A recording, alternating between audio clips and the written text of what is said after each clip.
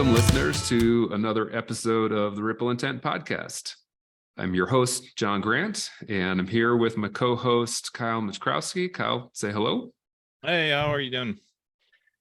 Ripple Intent, for those of you who are relatively new to us, is a nonprofit organization which is focused on building a community where individuals, organizations can bring a more human-centric focus to the workplace. We are trying to change the way we work together. And we are, as always, we love having all of these guests come on. I always get excited about this. Really happy to have Allie Spray with us today. Allie, go ahead and introduce yourself for listeners. Hello, listeners of Ripple Intent. Thank you for the invitation, Kyle, Jon. Yes, I'm Allie Spray.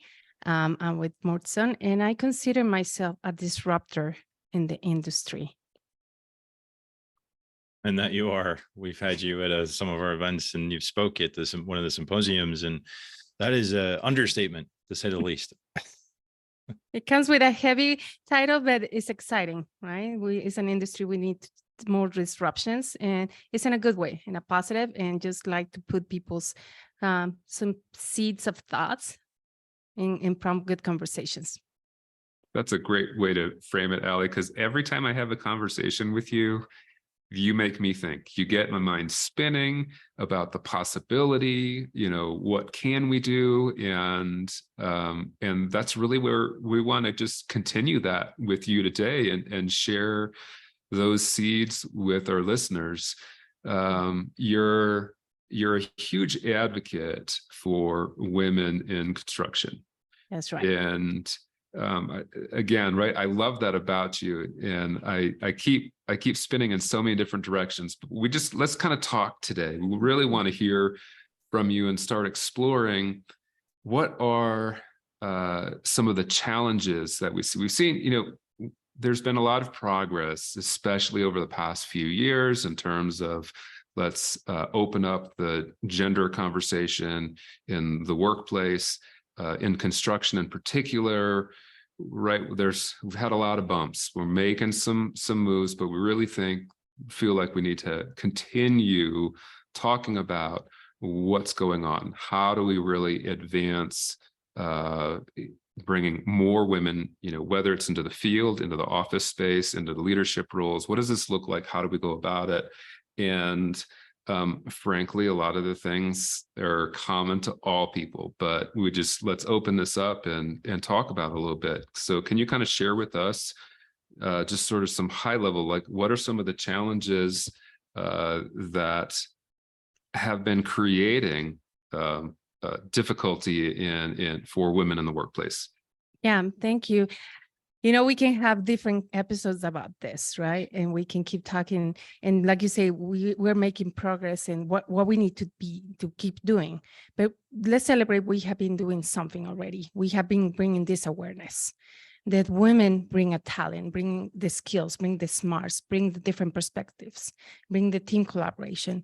But when I started, even when I told my family I want to be a civil engineer, my dad being one, he was the first one saying, no, this is not a job for women. So I'm that person when you told me I can't, I will show you, yes, I can. And I remember I have a teacher telling me I should be learning how to be a wife. So I think the first challenge is that stereotype, right? Of what women need to be doing. And sometimes if you go in the specific cultures, in the Hispanic culture, we're taught, yeah, you can go to college, but you should start aiming to be married and somebody will support you. And, so that's, I think I started that disruptor title since I was in college, proving people I'm going to do my own path. And I think that's the scary part also for women. When we're doing our own path, sometimes we see ourselves supported by other women. We see ourselves supported by men or allies. But at the same time, we also see being put obstacles by women and men. And people ask me why women are so mean to each other. And I keep thinking about it. It's like, well, if you think about there's only one position in a company that is going to open every 5 years, guess what? We're all going to fight for it. And yes, we might be mean to each other because they're giving us one shot every blue moon, as I call it. And sometimes we feel there's a statistic saying that women change jobs more often than men do, because that's the point. We are moving. Sometimes we sacrifice our family time. I have missed talking my kids in bed. I have missed being in events, but they know that's my drive. And they don't judge me for that, but I do that. And that's another layer. Women, we judge ourselves so hard because we have to either choose a family, a career. And, it's just hard because we feel we put our career in pause. So when we come back after having families, we have to start all over. So we decide to move. For men, it's not always that way, right? If a man decides to start a family, maybe it's seen as more responsible, as a more approachable. And people don't worry, it's like he's going to miss work because of a kid, because he might have a wife or somebody that helps him. For a woman, the challenge of, if I have a family, how is that going to be approached? And the other part of women, the division that creates is the working moms or the single women, right? When we single women say, well, she has a kid and she has to live and it's okay. I don't. I might just have a pet. And I have to take care of my dog, my cat, or my parents, or something else. Well, it's not a kid. So people feel like now it's the division of single woman, married woman, women with kids. And we're making that distinction among of ourselves that is hurting us, right? So is that amongst women, we have that battle. If I have a family, how my other female friends are going to feel like, oh, now you have to take the slack that I'm not picking up, right? And the misconception that, women, we multitask. Let's forget about that. We have to be focused on something because we're exhausting ourselves and we're getting tired. And we're saying, I'm not seeing myself moving up. I'm not seeing myself being promoted. I'm not seeing myself being heard. So maybe I need to leave and try a different industry or focus in my family. There's the fears that, like you were saying, the common fears that not only women, but people, men too, have them, but maybe women, we kind of focus on those. And that's also a hinder for our advancement. And that's what I talk about about fears on my own self-discovery when I read this book called Hello Fears, and I learned about them and I have done presentations about them. So yeah, we were talking earlier, you just recently did a presentation on confidence, and what you were sharing was fascinating, especially the fear piece. You articulated there were 4 fears, and it resonated as we were preparing for this conversation, because we've talked a few times through various Ripple and Ton events about fears that we all have. And you were very specific on the 4. So can you share what those are? And let's unpack each one of them. Yeah, thank you. So I'm not saying I'm an expert. I'm not saying I'm fearless. I'm just saying I'm brave because I recognize them now. I label them when they're trying to crawl in my head. So I read them from that book, Hello Fear. So the first fear is the embarrassment, right? We're afraid of asking questions. We're afraid of giving our opinion. We're afraid of just saying this is not right. And mostly for my young professionals, because they come out of college saying, I don't know anything once they see the real world. And I say, you know something, you spend 4 or 5 years studying. So you know something and you have a power to say it. And the next one is the rejection that ties to the embarrassment. If I say a comment or if I suggest something and they don't accept it, do I feel empowered to do it again? Do I feel confident to do it again? So I prefer to keep my thoughts, my ideas, my suggestions, my feedback to myself, because I don't want to be rejected. And, it comes, I call people, I say, sometimes it's like that deja vu moment when you ask somebody to the dance and they say no. So it hurts you. So it's literally it's a physical pain when people tell you no. So that's another thing that hinders us. Then there's the loneliness. We saw it during the pandemic, and for the extroverts, oh my God, that was painful, right? We cannot see people. We cannot hug people. My kids were sick of me giving them hugs every 5 minutes because I needed that interaction. But that loneliness also ties us to try to please everybody, try to be somebody that we are really not, just to make sure that we are likable and we're accepted in a group, in a company, in a relationship. So we tie ourselves, we hold ourselves to relationships to they're toxic to us, that they compromise our values, they compromise who we really are, and we cannot be ourselves for that. And the last but not least is the control. And for this industry that we need to feel like we have the control of a schedule, a budget, a timeline, a subcontractors, of everything.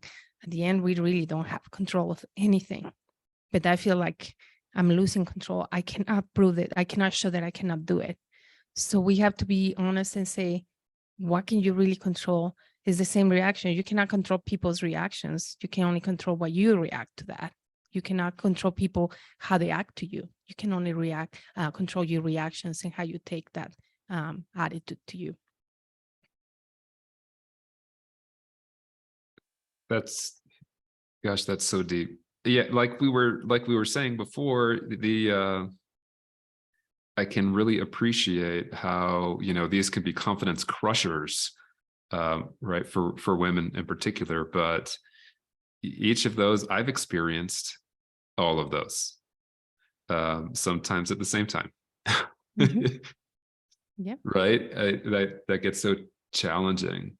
And some of that, let's kind of talk a little bit, because you shared something that is really interesting for me. The how some of those fears, we try to offset them, right, with the whole idea of fake it till you make it. Yeah. And that phrase bothers you. It drives me nuts. But talk to us a little bit about that and how you flip it. So, lately we have heard, and I have been in presentations about imposter syndrome. And let me do my disclaimer, like those commercial pharmaceutical companies saying the little disclaimer, right? I'm not saying that I'm an expert. I'm not saying I don't have them. I'm not saying they're not valid. All feelings are valid. If some people have that imposter syndrome, is valid. It's just, for me, I make the analogies like when I go to my doctor for my regular check-in. Hey, you're fine. You have all your tests good. Oh, but by the way, we found this. So now you have this. Now you have low blood pressure or high blood pressure. And I'm like, well, I didn't know about that. Now I'm going to be thinking about it. So now when they told us, you might have imposter syndrome. So for me, it's like, no, now we have to carry something else in our shoulder to think about, to fight it, to figure out how to do it. But then I started thinking, well, it makes sense when we have heard for men and women, you have to fake it until you make it. Fake it until you make it. Well, I'm tired of this faking it. First, because I'm not being authentic. Second, because when I make it to where I was supposed to make it to, I'm questioning myself, did I really make it because of me or because I was faking it? So for me, is that thanks to the book, I learned this motto now is like, believe it until you become it. Believe you have the knowledge, believe you have the expertise, regardless of 1, 5, 20 years in this industry. Believe that you know something, believe that you have something to contribute to your team. And you will become that expert in whatever you want to learn. So for me, yes, imposter syndrome is out there, but I'm not going to focus on that. I'm going to focus on what I know and how I can help others with that. So that's my disruptor kind of self-proclaimed title, and that's my quest to do that too. So believe it till you become it. Yeah. I love that. Yeah, every one of those fears contributes to the imposter syndrome, every single one of them. Because obviously, and we've talked about it before too, the embarrassment one is always one of my favorites, because nobody wants to look stupid. And we spend a lot of time in our breakfast clubs talking about how do you create that space where people can actually be okay looking stupid. And we've seen it too, where team and group think takes over, and all of a sudden, if everyone's on board and you're the one to raise your hand and go, can I ask a question? Because I'm not on board yet. That could be all kinds of impacts for sure. And certainly feeding into the imposter syndrome, where that self-doubt, especially in a group, becomes so strong. And how do you find the courage to ask the questions? Because that kind of goes into the control piece too. Asking questions is very different than coming across as confident and understanding and knowing. And there is a big difference there, and there's a risk with both. Yeah. But we have to be vulnerable. The other layer that I have found too is sometimes the power of words. Some words take already our confidence away. So for women, sometimes we apologize so many times. Sorry for this, sorry for that. even in our emails. Sorry for not replying. Sorry for not giving this information. Sorry. Oh, sorry. This might be a dumb question. Sorry if I have to ask a question. Sorry if I'm in your space. There's a commercial years ago, I think a shampoo brand, Pantene, make a commercial about sorry, women saying sorry. And it's just fascinating how much we say sorry. And I talked to some of my young professionals, my mentees, about there's some words that just as you say them, they're taking your power, your confidence. And I just want to clarify, confident doesn't mean you be arrogant. It's two different things. You're confident to ask the questions, confident to say, I don't know about that, so I'm going to ask a question. And arrogant is saying, I know everything. So I just want to make sure that people know confident is knowing what you know and what you don't know. And you're still confident to ask those questions, ask for that help, ask for that mentorship. But there's some words that I know that I feel that I have used in my career. Can I ask a dumb question? I don't know much about this. I'm not an expert, So there's some words that we have to eliminate and just rephrase or use a different narrative when we are interacting with our teams too. Where's the I'm sorry come from? And is that, I mean, that's different than apologizing, like genuinely apologizing. Mm-hmm. Yeah. Then that's what I say. I'm sorry, unless I really physically or emotionally hurt you, that I know that I created some damage. I don't use the sorry anymore. I have an inbox that I'm going through it all the time. So if I haven't replied to somebody, I say, thank you for your patience as I go through my inbox, right? And even the I apologize is a little bit also I don't try to use it, but I think is that we're trying to apologize for being in this space, for trying to make it into a male industry. So we feel like, I'm sorry that I'm breaking in here. Sorry that I'm trying to make my way here. I'm sorry that I'm a disruptor. No, I am here. I'm contributing. We're almost 50% of the population as consumers, as creators, as everything. We have a space here. And I owe it to my mentor, Barbara Jackson. She told me one time, you don't get to tell me where I belong. You don't get to tell me my worth. And I think that has also fed my confidence of, I know what I'm worth. I know what I bring to the table. So you don't get to tell me what the place that I get to be. Yeah, that I'm sorry. It's almost like a preposition. It's not an actual apology. It's just even it's a sentence starter. And, my English teacher brother-in-law probably just had a little conniption fit. Sorry, Greg. But it's that sort of, right, that initial piece where it's just you throw it out there, and yet that little phrase it puts you in the subservient position immediately. I mean, right? So even on the male side, right? I will find myself writing it in an email, right? Like, hey, I'm sorry it took me so long to get back to you. And then I have to be thoughtful. I'm like, well, I mean, are I you? shouldn't. Am I really? Right? Yeah. Like, sorry, it's just I'm a not sorry. right social cue to do at that moment. To do it. Exactly. But it's a sincere sorry, right? That's right, Kyle. Right. It's really, are you sorry? I'm just being honest. I'm navigating through my inbox. Apologies or thank you for your patience. So I'm getting to it, because unless you really tell me you need an answer right away, we are all in this. All of our inboxes are waiting for somebody to follow up with us, and and the same thing, we're waiting for somebody's answers. But yeah, when you type the story, you're already putting yourself like vulnerable, servant, or yes, I did something wrong. Can you talk a little bit more about the fear of losing control? Yes. I'm the TV show Friends. I'm a Monica, if you know that. I like to have control. And as a mom, I know what's going on and what happens. And there's a point like I'm just stressing about trying to figure out everything and anything.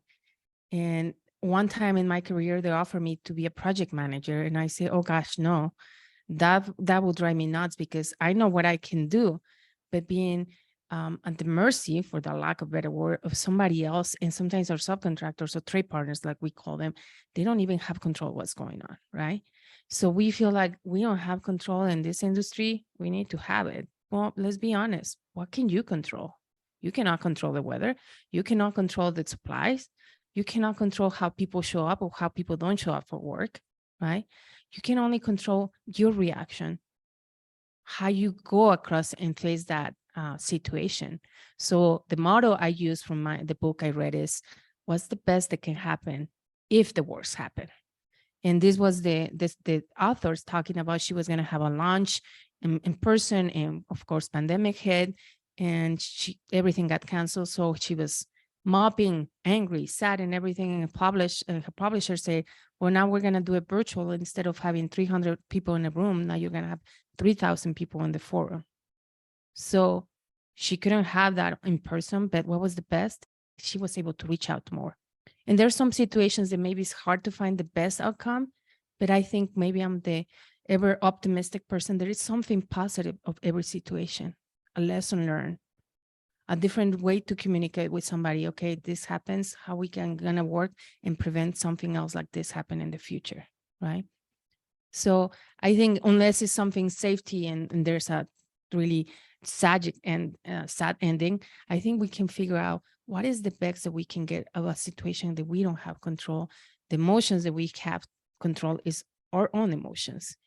But we like to punish ourselves. We like to make a martyr of ourselves when something doesn't go the right way. Yeah, it's a good point about the emotion piece, because there's I remember when I was growing up, my parents used to say, you know, if you want emotions at work, you wait till you get home and you tell your parents. If you want someone to cry to, or if you want someone to really care about it, then that's what your mom and dad are for. It's not the people you work with. Work is work. And we know that with the right, I don't want to say balance, that's not true. With the right environment where, and this happens all the time. I just had this the other day. Something happened and someone got really worked up about it. And in venting and expressing feelings, he said, I know I'm just complaining and I shouldn't be doing all of this. And the response from me was, actually, you should be, because you're a human being and your emotional heartstrings are being pulled, and in some cases plucked and cut and just destroyed. And you should be angry and upset and frustrated, and you should not have to bury that. But sharing that with me is different than going to, say, a staff meeting or a project meeting and just going, all right, I'm going to vent about all this stuff, right? I would say there's an appropriate place.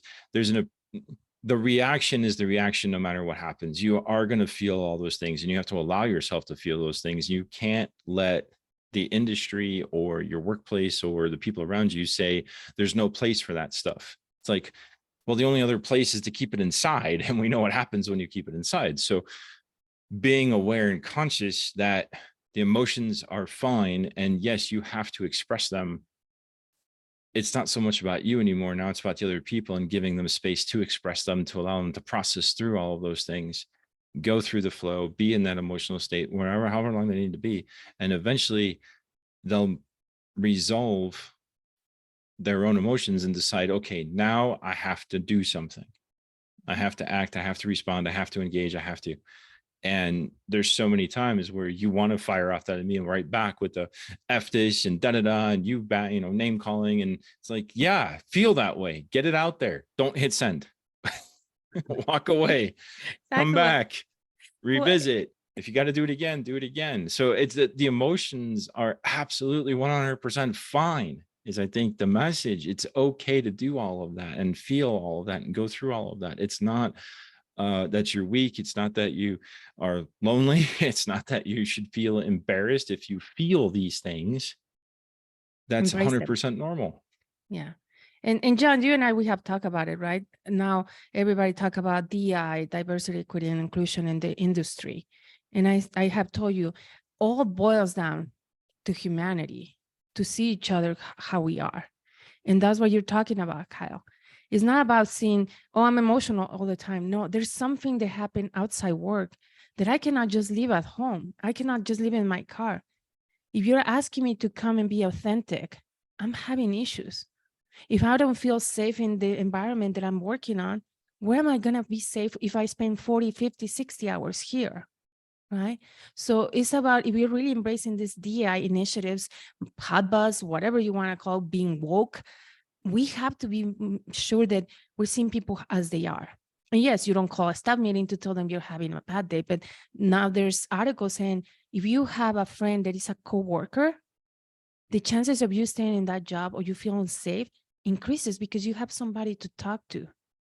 And that person maybe helps you diffuse or kind of helps you manage those before you go to a big meeting, because people can listen to you and you understand. Sometimes it's just somebody to listen. And when you hear the words coming out of your mouth, it's like, okay, I can control this. I cannot control this. I will figure this out. This one, it still hurts me. But again, if we're really embracing DEI, it's not about, I put my mask, the professional alley, and then in my car, I'm going home alley.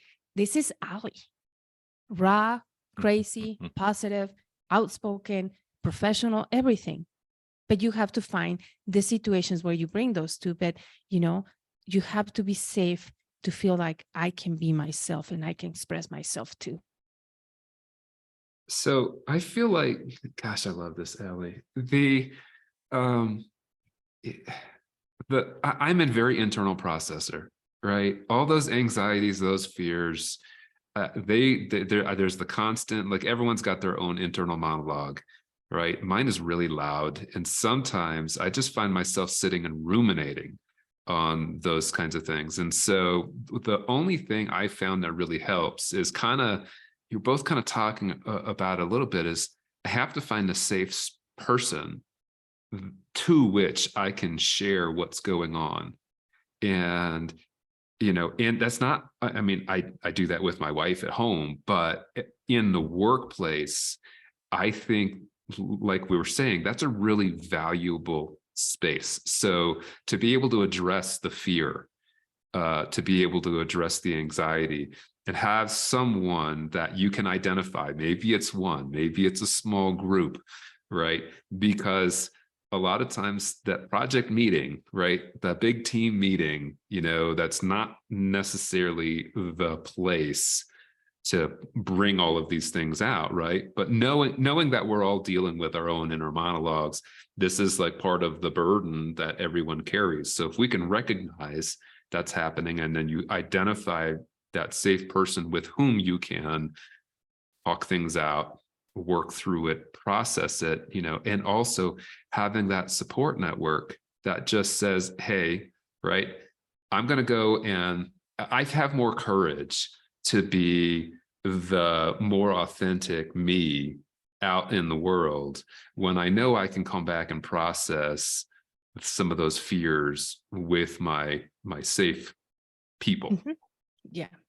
Right. And I think that paying attention to the gender, the race element, those different components, like it's you and I have had some of that conversation too, where everyone's coming in with their different context. And so we need to recognize that they have that context, right? Whether there's some mental health issues, there are all sorts of these pieces and parts. And that's really honestly the only way I've been able to deal with any of this, is finding those people to be able to talk about it. And that's honestly the only thing that gives me courage to go forward and try something different and get out of my shell in the group setting. Hey, so we're just about out of time. Before we go, before Jon sends us off this episode, one question for each of you, and I'll answer as well. And that is, if there was one thing that you want to send off with everyone listening today, what's the one thing that you would send them off with? Ellie, you're first. I knew that was going to come. I was going to tie to you what you said, Jon, about having that safe person, because sometimes we only rely on that inner critic, that inner voice that we have, right? And sometimes it's not the best one to run or thoughts or emotions. And I did the confidence, it was about that, muting that inner critic, give it a name if that makes you feel better. So you tell them, not right now. It's about finding that person, that cares about you. It's the caring, but also knowing that your fears are valid they're there. They're never going to go away. Fears are emotions, and emotions don't go away. It's like I say, you have to be confident, not arrogant, just confident to know your worth, to know where you belong. And one of the favorite quotes that I saw the other day in a mural was, what if I fall, right? But what if you find your wings and you fly? I love that. So I would say through all our conversation here, it reminded me, I met this guy years ago up in Pacific Northwest in Oregon, Benji Howe, and he taught me this tool, which was signposting. And what that meant, if you got a lot of stuff on your mind and you go into a staff meeting and you're grumpy, your signpost is, hey, just give me a little space right now, I'm grumpy. And people go, all right. You don't have to explain, you don't have to go into detail, you're just, I got a lot going on, and that's it. So you can do that effectively without going to one extreme or the other. Don't make people guess, why does Kyle have angry face on today? It's like, oh, because then you start thinking, it's me, I did something wrong and he's mad at me, and what did I do? And instead of doing that, you're just like, look, I just got a lot on my head, I'll get through this, but right now just give me a little bit of space. And people go, okay, and they move on. So yeah, signposting from Benji, I loved it. Awesome. It's me, it's not you. Or is it? Wait, it's you, it's not me.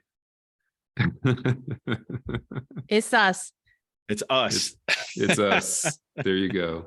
Yeah. Yeah. My takeaway, honestly, is right. You're not alone. Everyone is going through all these things. And so the more we can give people that a little bit of grace and understanding that we're coming in with our own issues, concerns, and I'm now going to try signposting. But yeah, we need to just recognize that and allow for it. Awesome. So, Ali, thank you so much for being here. Guys. I could talk with you all day long. We will continue this conversation. We're going to have more episodes coming out shortly. So listeners, thank you for joining us again. You can find us online at rippleintent.org or on LinkedIn. And on our website, you'll find our events in numerous cities all across the country. We would love to see you there. Come join us and participate in the conversation. And until then, have a great day, and we'll be talking with you on the next episode.